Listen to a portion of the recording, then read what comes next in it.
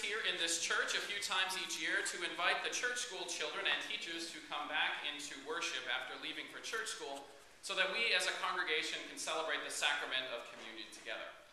When we did this a couple of weeks ago, it was fun to watch the kids come in looking around as if they were doing something a little bit mischievous and getting to see what all of us grown-ups do while they're normally at church school.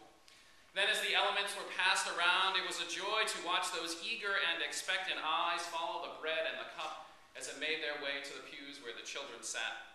And then I couldn't help but smile as moms, dads, and grandparents whispered instructions to their children. "Don't eat it yet," I could almost hear them saying. "Reverend Jeff will tell us when we can eat together." Joyously, I had the best seat in the house up front here to watch all of this take place. But that wasn't the only thing that happened around the table that day. You might recall that our youngest son, Jacob, who has Down syndrome, walked up to the front of the sanctuary while all of this was happening. What you may not have seen, though, is what preceded that, Kristen and I giving each other the eye. Is it okay that he comes up front? Yes, of course it is. All of that accomplished through a few subtle eyebrow raises and head nods. So Jacob, just finding his walking legs, did make his way down to the front. He sat right at the foot of the table, resting his head on the step as we shared the bread and cup together. And then as we broke into song, I bent down, picked up Jacob, held him in my arms as we sang the last hymn together, and then allowed him to greet some of you before Kristen grabbed him at the door and took him over to the parish house following worship. Many of you afterwards said that you were touched by the scene of dad and son standing in front of the church singing together, and I thank you for those words. But more than that, I thank you for allowing that scene to happen. It was one of the most meaningful communion services that I have yet presided over here in this church. But it's one that if we were in a different church may never have had the opportunity to happen. And the reason why has everything to do with that convoluted text we just read from John a moment ago. Now to say convoluted is probably being a little bit generous to John here, for this text is full of a wealth of metaphors that is probably due to an uneven uniting of different sources. So there's that, but if that's not confusing enough, we also don't really know who these words are directed at. It could be at the religious leaders that Jesus had been criticizing in the chapter just prior. It could be to the disciples, or it could be that John purposefully left the identity of his hearers unclear. That last possibility speaks to me because, like so much of the Bible, these stories and these teachings take on a timeless quality such that they can pertain to us today. The problem with reading it that way, however, is that these timeless words have been misinterpreted countless times. You see, while we can debate what all of these metaphors mean in this text, Jesus leaves no doubt in saying that he is the gate, and so that's the metaphor I want to focus on here this morning. Reading the text as such, one author writes, "Gate brings to mind something that separates those on the inside from those on the outside for the purposes of protection and privilege. For 2,000 years, the church's proclamation of Jesus as the gate has served both purposes." The problem is, I think the latter of these two interpretations misses the point. But let's look first at the former. The gate provides protection. First century listeners would have understood that for an enclosure for the sheep, there would be one gate or entrance, usually able to be locked shut to prevent anyone from coming in to steal the sheep. Thus, the gate's role was really to provide protection. Whether the thieves and bandits are Pharisees, false prophets, or today we could say drug dealers or advertisers who endanger appropriate body image, Jesus' point here is clear. Beware of those outside who would call you away from the gate that leads to abundant life.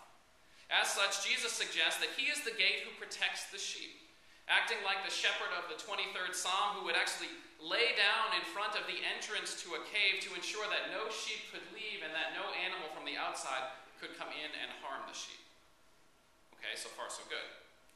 The problem comes in the other way that the church has interpreted this text, with the gate serving as a barrier, something to define who is privileged to enter the flock, if you will, and who gets shut out from it. And to make matters worse, oftentimes it's been the church that has served as the gatekeeper, pushing people away before they can even get to that gate, which is intended to serve as an entry point rather than a roadblock. Such a theology of exclusivism, I believe, misses the point of this text and misses Jesus' overarching gospel message. For Jesus' message was never about deciding who was left out.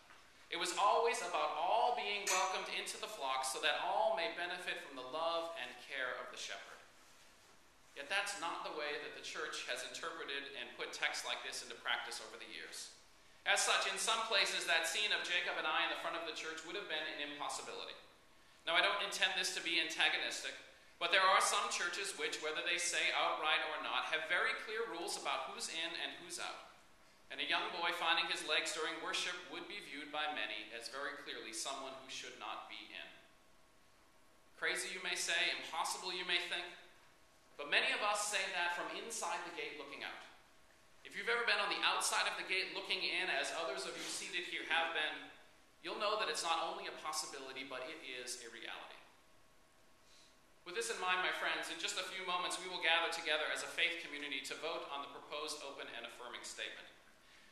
This statement is the product of 2 years of inquiring conversation, tearful sharing, careful Bible study, and much more. During this time, as I sought to offer a pastoral ear to all of you, the most common question I heard was, why do we need to declare ourselves to be open and affirming when we are already? While I have many answers to this question, let me share just a few with you.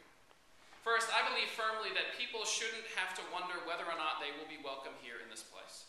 Just as the same that we say that we are the United Church of Christ, we should also declare open and affirming plainly for all to see. For that phrase, whether you know it or not, is a catchphrase in many marginalized communities. It's one that people will look for on our website before they even think of darkening that doorstep. For too often, churches throw around the word friendly and expect that that will welcome people. Well, I'm sorry to say that it doesn't. There are many stories of people being hurt and excluded by quote-unquote friendly churches. I've had people share horror stories with me of that happening to them, even coming to me in private in my office, asking if it would happen to them in this place. Saying that we're open and affirming means that we've done the work. We've given this prayerful thought, and we have discerned who we are. That way, no one has to wonder how they will be received when they come through our doors. Second, our children. We often talk about the fact that we have a growing church school here, and we do. It's a wonderful thing. But you know what?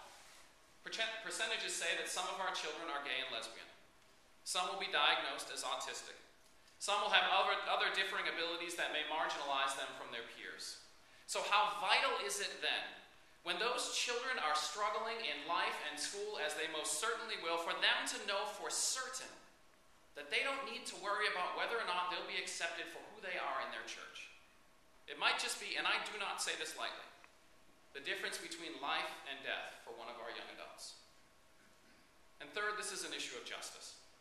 If there are people in this world who are not being afforded the same rights, privileges, and opportunities as others, then our faith calls us to do something about it. Declaring ourselves open and affirming does that. It says, while the rest of the world may want to treat you differently, when you come through our door on Sunday mornings or come to one of our gatherings, we welcome you as you are, no matter who you are or where you find yourself on this journey of life. My friends, today we have the opportunity to put all of that in writing. To declare openly what many feel is who we are and what we are already doing. And you know what? I have to admit that this is an opportunity that has become very personal to me over the years. When I sat down with the search committee that called me to serve here in 2003, I asked them whether they thought that the church would go through the open and affirming process someday, and they said that they did. Since then, I have to admit, I've dreamed of standing here in front of you after a process well conducted, preaching these words to you. But back then, I thought I'd be doing it for you. For those of you who have been marginalized and excluded in life, because as a heterosexual white male, I have to say, I've had little experience walking in those shoes. But today I say that I'm standing up here preaching for my family. And I would venture to guess that if we all looked at our lives, we could all say the same. That's what has become so plain to me throughout this process. Open and affirming touches all of our lives, and if you think it hasn't, you need to look a little bit closer or just wait, because it will. Personally, Jacob has changed the life of my family in such a way that I can no longer see the world the same. I now see the world through the eyes of a child with differing abilities. And as the parent of such a child, if I were church shopping, I would want to know that he would be welcomed into the full life, ministry, joys, and responsibilities of participation in that church, as our proposed statement says. Today, we can vote on a document that for a parent like me would leave no doubt in my mind that that was the case. For open and affirming means that we are open to and affirming of the little boy with Down syndrome who finds his legs during communion, the young man with Tourette's syndrome who has unexpected outbursts during worship, the gay couple who are looking for a safe space to raise their newly adopted son, the elderly man who ambulates differently and takes a long way to make it to his seat, The transgender young adult who isn't sure that there is a spot at the table of fellowship for him anymore. The single mom who can barely afford to put food on the table and realizes that it's going to take a church community to raise her child. The young adult who is thinking about taking her life because her family won't accept her now that she's come out. And the countless others whose stories we will learn when their life's paths cross ours. My friends, that's what open and affirming means.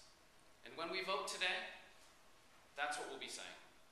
It's a vote that will only take a few minutes, but it's a statement that will take a lifetime to live out, as we strive to ensure that that gate stays open so that all, as Jesus says, may have life and have it abundantly. Today, I'll be voting so Jacob, with his newly found legs, can walk through that gate alongside all of you.